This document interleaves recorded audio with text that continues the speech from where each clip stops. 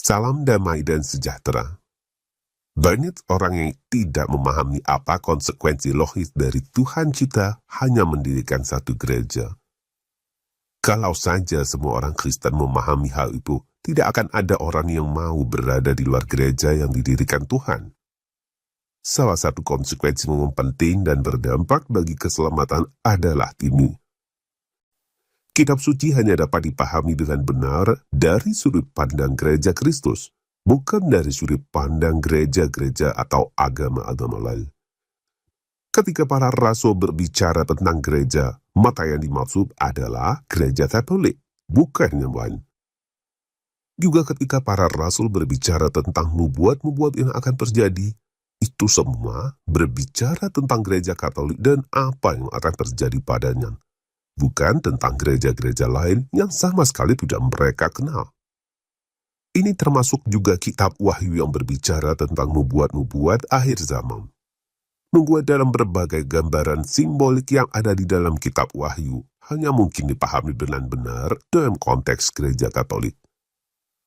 Bisa dibayangkan betapa berbahayanya situasi yang dialami oleh orang-orang non-Katolik karena mereka terpaksa menjadi buta sama sekali dengan apa yang terjadi di akhir zaman ketika penyesatan sedang berada pada puncaknya.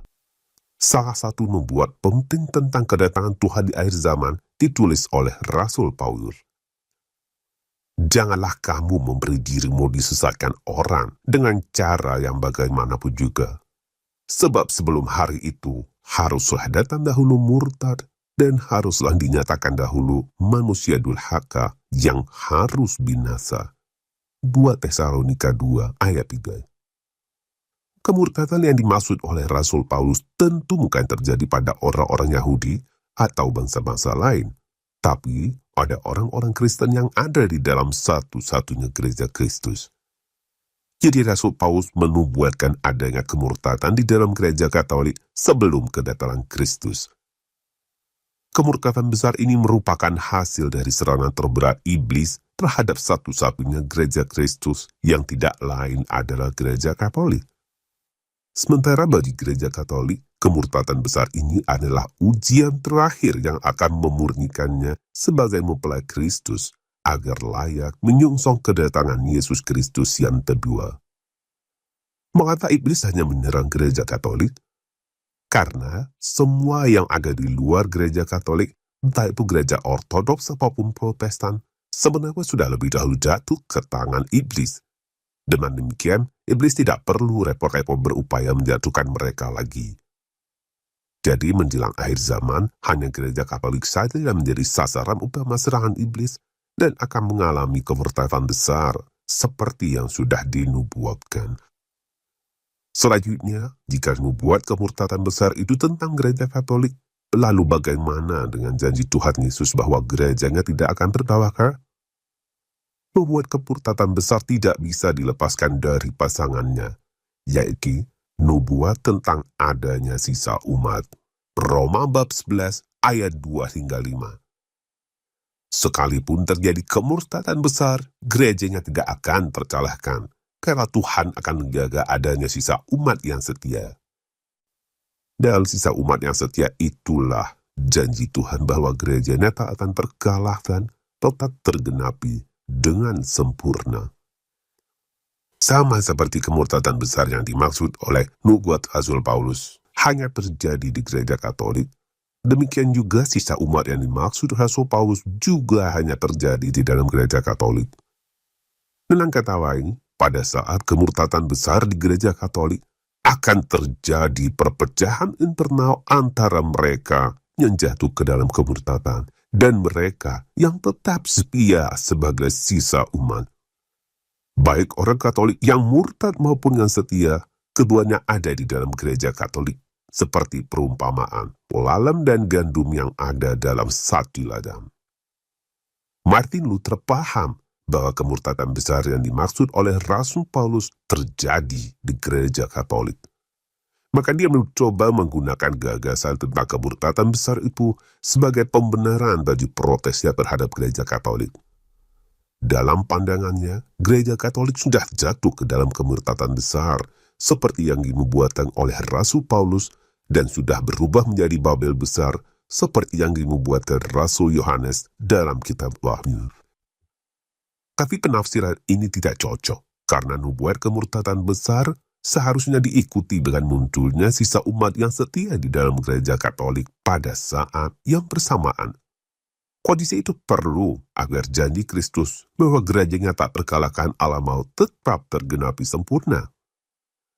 Dengan pembangkangannya, Martin Luther diekskomunikasi dan ia membentuk gereja baru di luar gereja Katolik. Komunitas bentukan Luther ini tentu saja tidak dapat dimaknai sebagai sisa umat, karena komunitas tersebut berada di luar gereja Katolik. Dengan demikian, yang terjadi pada masa Martin Luther bukanlah kemurtadan besar gereja Katolik, tetapi pembangkangan bidat Protestan.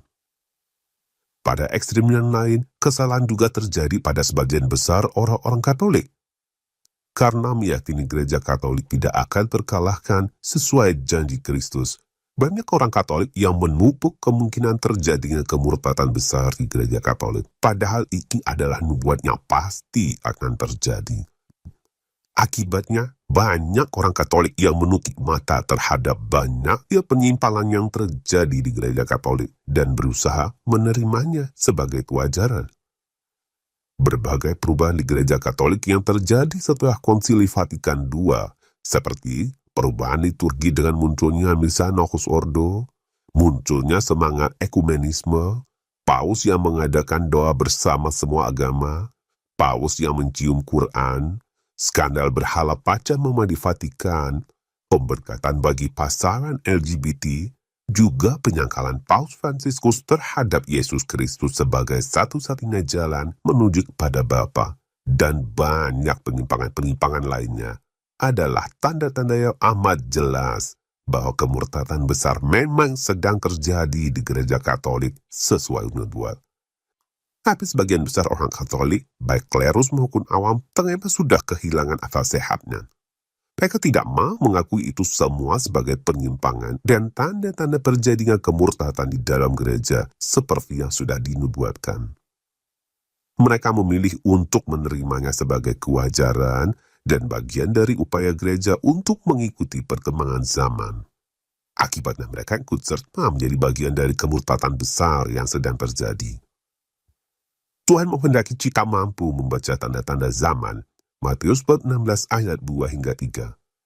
Tapi sebagian besar orang Katolik gagal membaca tanda-tanda zaman tersebut dan terjerumus ke dalam kemurtadan besar yang sudah dinubuatkan. Beruntung, Tuhan juga sudah menubuatkan adanya sisa umat, yaitu orang-orang Katolik yang mampu mengenali tanda-tanda zaman yang tidak lain adalah berbagai penyimpangan terhadap ajaran iman para rasul yang dilakukan oleh hierarki mulai dari pucuk pimpinan yang tertinggi. Ini adalah kemurtadan besar yang sudah dinubuatkan oleh Rasul Paulus. Selanjutnya mereka mendengarkan seruan Tuhan dalam kitab Wahyu. Pergilah kamu, hai umatku, pergilah dan padanya, supaya kamu jangan mengambil bagian dalam dosa-dosanya, dan supaya kamu jangan turut ditimpa malapetaka-malapetakanya. Sebab dosa-dosanya telah bertimbun-timbun sampai ke langit, dan Allah telah mengingat segala kejahatannya. Wahyu bab 18 ayat 4 hingga 5.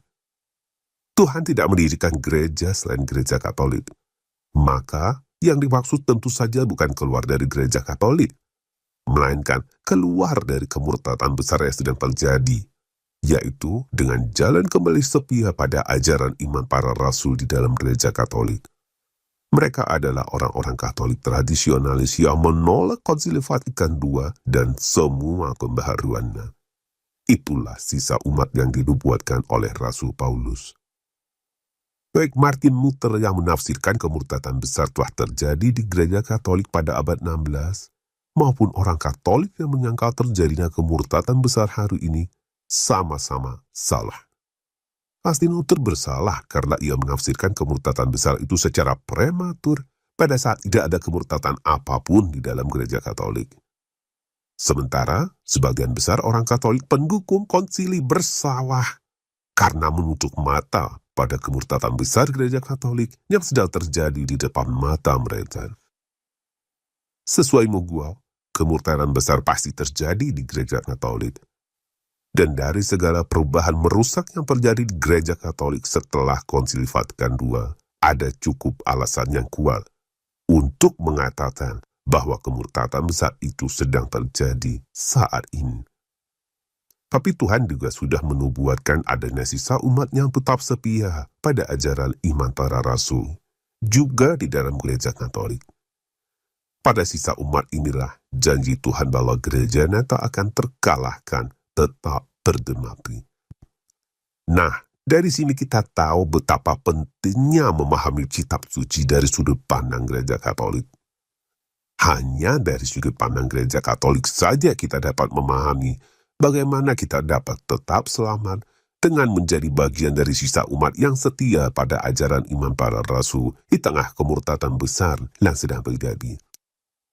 Di luar gereja Katolik, nubuat-nubuat tentang kemurtadan besar, sisa umat, juga simbol-simbol kitab Wahyu seperti perempuan yang menyingkir ke padang gurun dalam Wahyu 12 dan perempuan pelacur dalam Wahyu 17 akan selalu menjadi objek penafsiran spekulatif yang tidak pernah mampu mereka pahami maknanya karena mereka tidak melihatnya dalam konteks yang tepat sebagaimana yang dimaksudkan oleh para penulis kitab suci.